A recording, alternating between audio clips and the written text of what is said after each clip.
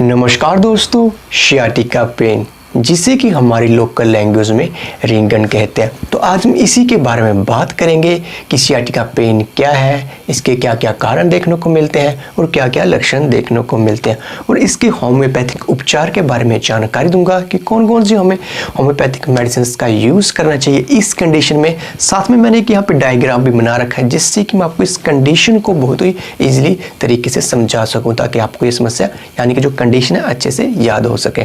दोस्तों दो शब्द है सियाटिका और पेन, तो मैं स्केच ले लेता हूँ। तो सियाटिका एक नर्व है, यानी एक जो कि आप देख सकते हैं लाल कलर से मैंने नोट कर रखी है कि नर्व है। तो ये डायग्राम थोड़ा आपको समझ में ना आए तो मैं बता देता हूँ, थोड़ा मेरा ऐसा ही है ड्राइंग। तो ये हमारी दो टांगे हैं जो कि आप देख रहे हैं, मैंने बनाने की कोशिश करी है अच्छे से। तो ये हमारी टांगे दोनों, ये रही एक और दो, और यह हमारे L4 और S3 यानी कि जो हमारे वर्टिब्रा जो रीढ़ की हड्डी रहती है वो ये नीचे वाला लंबर हिस्सा और ये वाला। तो यहाँ से जो नर्व निकलती है, सप्लाई रहती है L4 से S3 से एक नर्व निकलती है जो कि एक मिल के टांगों में जाती है।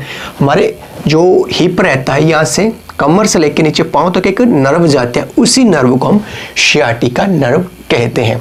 और इसी के अंदर समस्या क्रिएट होती है, यानी यहाँ जो इशू कंडीशन क्रिएट होती है इस नर्व के अंदर जो कि आपको लाल दिखाई दे रही है, अगर वहाँ पे कोई कंडीशन क्रिएट हो रही है उसी कंडीशन को हम सियाटिका पेन कहते हैं, और हमारी लोकल लैंग्वेज में से रिंगन कहते हैं। मे भी आपकी लैंग्वेज में कुछ और कहते हैं। तो पहले बात करते हैं कि क्या कारण है। तो मैं आपको थोड़ा सा इसके बारे में डिटेल दे दूं।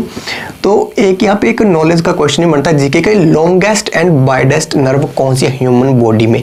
लॉन्गेस्ट तो सबसे लंबी जो नर्व रहती है वो हमारी टांगों में रहती है, जो कि ऊपर हिप से लेके नीचे पांव तक जाती है, और इसका काम रहता है जो कि हमारी सेंसेशन है, हमारी स्किन की, हमारे ऑर्गन थाई वगैरह जो भी है, तो इसी के जरिए ब्रेन तक सिग्नल सिस्टम जाता है, इसी के जरिए से ब्रेन तक सारा कुछ पहुंचता है।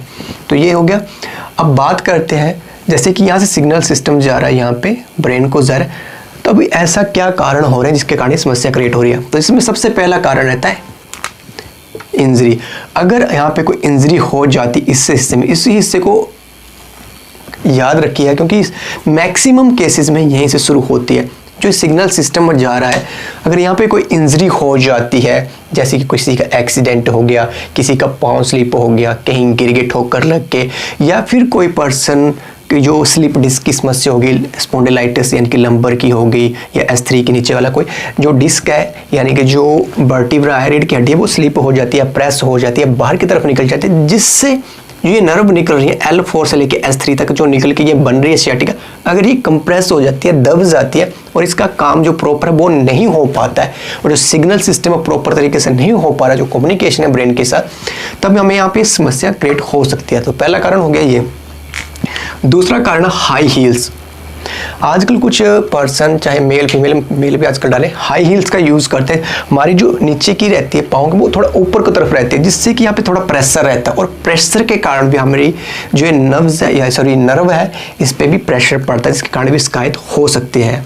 उसके बाद ओवरवेट, अगर किसी का बहुत ज़्यादा वजन है जिसके कारण वो बैठता है उठता है या पूरे दिन खड़ा रहता है, तो उसके कारण भी हमारे पूरे पाँव के ऊपर वजन आता है, और उस वजन के कारण भी इस नर्व के ऊपर कंप्रेशन प्रेशर पड़ सकता है। उसके बाद सिटिंग लॉन्ग टाइम, जैसे डॉक्टर्स हो गए, कोई अदर टीचर्स हो गए, अदर प्रोफेशन हो, लंबे समय से बैठे रह रहे हैं, पूरा दिन बैठ रहे हैं, कि बैठने के कारण कमर में प्रेशर पड़ता रहता है, और अगर प्रेशर पड़ेगा तो फिर से यहीं पे इशू क्रिएट होना शुरू हो जाएगा। एकदम नहीं होगा पर कुछ टाइम के बाद बैठने के बाद कुछ दिनों महीनों के बाद समस्या क्रिएट होना शुरू हो सकती है। उसको हो दिया यहाँ पे स्लीपिंग पोजीशन, अगर कोई पर्सन गलत पोजीशन में सोता है या रात भर ऐसे सोता है तो उसके कारण भी थोड़ा सा यहाँ पे इशू देखने को मिल सकती है। तो ये भी इसके कारण के अंदर देखने को मिलती है दोस्तों। उसके बाद है एज फैक्टर, यानी कि जैसे जैसे उम्र बढ़ती है तब हमारी जो मांसपेशियां हैं या फिर हमारी जो भी मसल्स यानी कि नर्व्स हैं, जो भी सर्कुलेशन बॉडी की फंक्शन वो भी थोड़ा डाउन होते हैं, तो उसके कारण भी देखने को मिल जाती है। फिर एक नेक्स्ट कारण आप जोड़ सकते हैं डिजीज़, जैसे डायबिटीज़ या अदर कोई डिजीज़ रहती है तो उसके कारण भी समस्या क्रिएट हो सकते हैं, क्योंकि बॉडी में वीकनेस आ जाती है, नर्व वीकनेस हो जाती है, तो उसके कारण भी समस्या।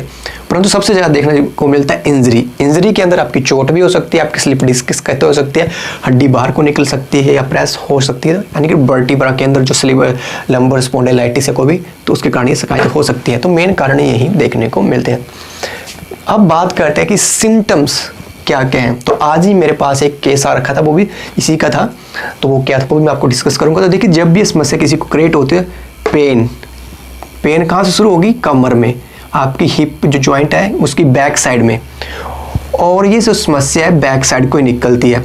जैसे कि ये समस्या और जो कॉमनली दर्द रहेगी, अब सिम्टम्स के अंदर ये ध्यान रखिएगा, इंडिकेशन इसकी सिम्टम्स की, जो पेन है, जैसे मैं सीधा खड़ूँ तो पेन मेरी आगे टांगों में नहीं होगी, इसकी दर्द मेरी कमर के पीछे से शुरू होके नीचे तक, यानी कि आगे दर्द कभी नहीं आएगी, इसकी दर्द हमेशा पीछे से ही रहेगी, टांग के पिछले हिस्से से ही दर्द रहेगी, और वो ऊपर से लेकर नीचे तक जाती है, किसी को ऊपर से लेकर घुटने तक आती है, किसी की पूरे भी जाती है, किसी को इतना फील होती है।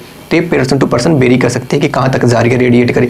दूसरा टिंगलिंग, ऐसे लग रहा है कुछ वहाँ पे चल रहा है, चुभन से हो रही है, सेंसेशन सी अजीब सी महसूस होती है, और किसी में जलन, बर्निंग भी सेंसेशन भी देखने को मिल सकती है दोस्तों। उसके बाद है मूवमेंट प्रॉब्लम, अगर जब आपकी सर्कुलेशन प्रॉपर से नहीं हो रही है, ब्रेन को सिग्नल प्रॉपर तरीके से पहुँच ही नहीं पा रहा है, आपको ये जो आपकी नर्व है जो सिग्नल सिस्टम पहुंचा रही है टांगों को कि चलना है, किस तरह से मूवमेंट करनी है, जो सर्कुलेशन रह रही है, कम्युनिकेशन रह रही है, वो प्रॉपर से नहीं हो पा रही, आपको चलने फिरने में दिक्कत आएगी, और साथ में आपको दर्द भी होगा, तो मूवमेंट्स एंड चलने फिरने में प्रॉब्लम होगी इसमें।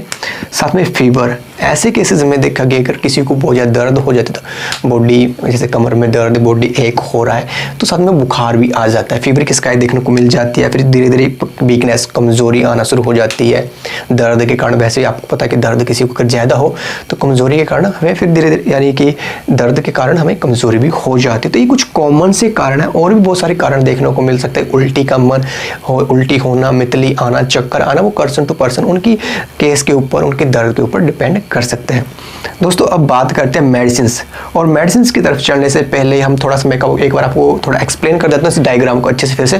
दोस्तों जो आप डायग्राम देख रहे हैं ये है बटक, ये हमारी हिप जॉइंट, और ये हमारी थाई है, और ये जो फोटो है हमारी बैक साइड का, फ्रंट का नहीं है, क्योंकि जो हमारी नस निकलती, नब्ज निकलती है, नर्व, वो बैक साइड से होते हुई जाएगी, और दर्द भी पीछे ही रहेगी। तो सियाटिका की जब भी प्रॉब्लम रहती है वो बैक साइड में ही रहती है, और इसका कारण तो मैंने आपको बता दिया है, इस नर्व को हम सियाटिका कहते हैं, और इसके अंदर प्रॉब्लम क्रिएट हो रही है, जो दर्द हो रही है, उसी को हम सियाटिका पेन कहते हैं दोस्तों। अब बात करते हैं इसकी मेडिसिन के बारे में और कुछ प्रिकॉशन के बारे में कि क्या प्रिकॉशन को बाद में करेंगे। पहले बात करते हैं मेडिसिन। तो दोस्तों पहली मेडिसिन रहती है अर्निका, और जब भी कभी इंजरी होती है, और उन्हीं केसेस में आपने लेनी है जब अगर कोई आपकी चोट लग गई है, इंजरी होगी, किसी भी तरह की अगर आपको इंजरी हुई है और उसके बाद अगर समस्या क्रिएट है, तो आपको वहाँ पे अर्निका लेना ही लेना है। अगर इंजरी नहीं हुई है तब आपने नहीं लेनी है। अर्निका 200 पोटेंशियम में 3-4 बूंदे आपने हर चौथे दिन, 4th डे में लेनी है आपने ये। नेक्स्ट मेडिसिन है नेफाइलम। दोस्तों नेफाइलम बहुत इफेक्टिव मेडिसिन है सियाटिका केसेस में, और इसको हेड रेमेडी भी माना जाता है, और मैंने काफ़ी अच्छे केसेस देखे हैं इससे रिलेटेड नेफाइलम के, जो कि जितनी भी जो दर्दें उठती है, अगर आपकी नस कंप्रेस होगी, दब गई, और उसके कारण सर्कुलेशन प्रॉपर तरीके से नहीं हो रही और दर्द हो रही है इस कंडीशन में, और जितने भी सिम्टम जो है इस मेडिसिन से मैच करते हैं सियाटिका पेन के, तो ये आपने यूज़ करनी 30 पोटेंशियम में 3-4 बूंदे आपने दिन में 3 बार पीनी है।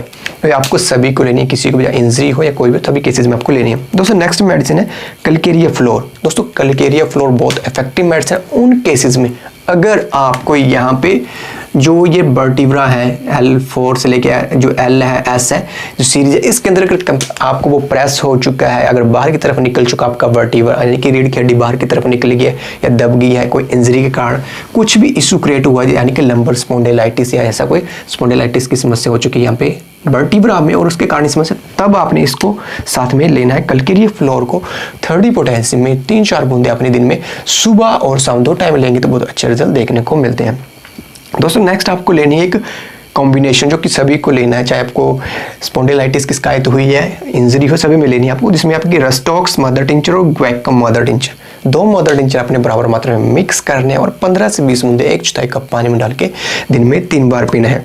और दोस्तों बहुत इफेक्टिव मेडिसिन रस्टॉक्स जो कि एक एज ए पेन किलर की तरह काम करते हैं, और ग्वैकम जो कि दर्दों की बहुत इफेक्टिव मेडिसिन है।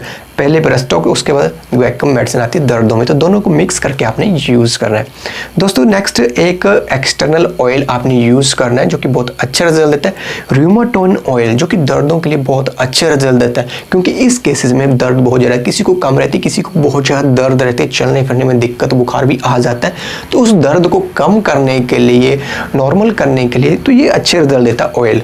तो इसको अपने दिन में 3 से 4 बार उस हिस्से में, या अगर आपकी लेफ्ट में तो लेफ्ट है, अगर राइट में आपने अपनी मालिश करनी है, तो तो बहुत अच्छे रिजल्ट देखने को मिलते हैं। तो ये आपने मेडिसिन यूज़ करनी है। रेस्टोक्स और ग्वेकम आपने सभी ने लेना है, नेफाइलम भी आपने सभी ने लेना है, और जो अर्निका और कैलकेरिया फ्लोरा जिसके साथ आपकी कंडीशन में वही आपने लेनी है। तो ये आपने यूज़ करनी है। अब बात करते हैं इसके प्रिकॉशन के बारे में कि आपको प्रिकॉशन क्या रखना है। दोस्तों सबसे पहले आपको यही रखना है कि जब भी आप जहाँ पे भी बैठें, जहाँ पे भी खड़े रहें, तो ज़्यादा देर तक आपने एक पोजीशन में बिल्कुल नहीं रहना है जिससे कि यहाँ पे प्रेशर पड़े या कुछ। पहला तो वो हो गया प्रिकॉशन। दूसरा ये हो गया कि जब भी कोई काम करें तो ऐसे झुकना नहीं है, बिल्कुल आराम से बैठना, आराम से, कोई भी ऐसी खिंच वाले यानी कि इस पे प्रेशर ना पड़े इस एरिया पे, क्योंकि जब भी समस्या होती है तो आपको लेफ्ट में देखने को मिलेगी या राइट में, और किसी किसी केसेस में दोनों में भी पेन रेडिएट करना शुरू कर देती है। तो आपको ऐसा कोई काम नहीं करना जिससे कि आपको यहाँ पे प्रेशर यानी कि इस हिस्से में प्रेशर पड़े और ये समस्या क्रिएट हो। नेक्स्ट है कॉन्स्टिपेशन, गैस की शिकायत भी नहीं होना चाहिए कि अगर कॉन्स्टिपेशन गैस हो तो वो भी इस हिस्से में, अगर लोअर हिस्से में होगी तब भी आपको यहाँ पे दिक्कत हो सकती है। तो थोड़े से आपको ये प्रिकॉशन बरत के चलेंगे, आपके नॉर्मल काम करिए, ज़्यादा हैवी काम ना करिए, तो बहुत जल्दी इसकी रिकवरी हो जाती है। आशा करता हूँ कि आपको वीडियो अच्छा लगा हो। अगर अच्छा लगा हो तो प्लीज़ वीडियो को लाइक करें, शेयर करें, साथ में आपको दिखाई देगी रेड कलर की सब्सक्राइब की बटन, उसको कर दें प्रेस, साथ में आपको दिखाई देगा बेल का आइकन, तो उसको भी कर दें प्रेस, जिससे कि आप हमारी इस यूट्यूब फैमिली के साथ जुड़ सकते हैं। तो चलिए दोस्तों, मिलते हैं जल्द न्यू वीडियो के साथ। जय हिंद, जय भारत, वंदे मातरम।